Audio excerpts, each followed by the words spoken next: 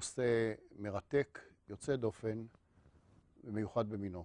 זה מין השקה של האומנות לטכנולוגיה, מין נגיעה של הרוח בחומר. הכוונה היא לתותבות רגליים וידיים. תותבות רגליים וידיים, בכלל תותבות, הם איבר מת. זה מין איבר שאתה מחבר אותו לגוף חי, וצריך להפיק ממנו את המרב לאותו אדם שמשתמש בו, על מנת שהוא יוכל לחזור ולתפקד באופן נורמלי בחיי היום-יום. את כל התותבות, את רוב התותבות בעולם, מייצרים באותו אופן ובאותה שיטה. החלק הראשון, לוקחים מידת גבס באמצעות תחבושות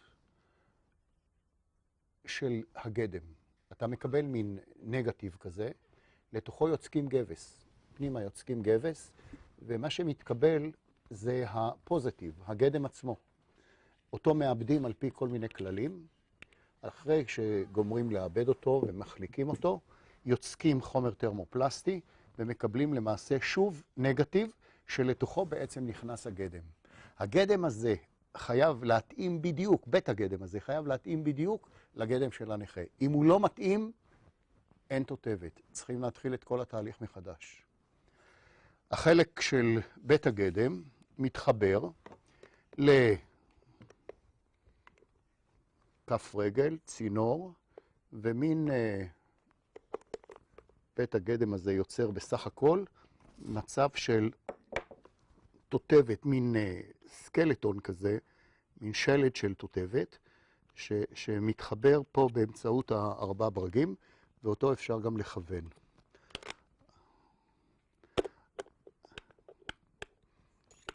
כאשר מסיימים לחבר את הגדם ומתאימים אותו, אפשר לצקת מסביבו חומר פלסטי רך, שנותן בעצם צורה קוסמטית.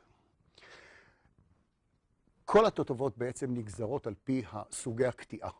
אם הקטיעה היא מתחת לברך, בונים תותבת מתחת לברך. אם התותבת היא מעל הברך, בונים תותבת שצריכים לחבר לה גם ברך. ויש, כמו כפות רגליים, יש 10 סוגים של ברכיים. לכל נכה צריך לחבר, להתאים ברך וחלקים על פי אופיו. חוץ מתותבות הרגליים שהן חלק חשוב, יש תותבות ידיים שהן קצת יותר מסובכות, משום שיד מסובכת קצת יותר מרגל.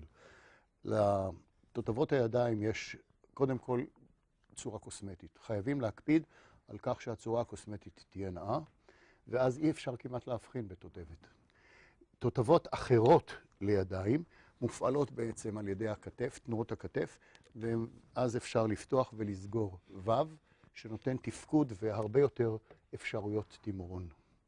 ולאחרונה, לא לאחרונה, אבל לפני כמה שנים כבר התחילו לפתח תותבות שהן תותבות אלקטרוניות. תותבת שבאמצעות סיגנל אלקטרוני יכול לפתוח ולסגור את כף היד ולהשתמש בה. בכלל, כל הטכנולוגיה היום של התותבות הולכת לכיוון של שכלול. תותבות אלקטרוניות, תותבות הידראוליות, תותבות פנאומטיות, ובסך הכל אנחנו הולכים ומתקרבים יותר ויותר לחלק הביוני, כי לאחרונה כבר התחילו להשתיל אלקטרודות בתוך גוף האדם, ואלה נותנות אפשרות של תנועה ופיקוד מהמוח לתותבת. להתראות.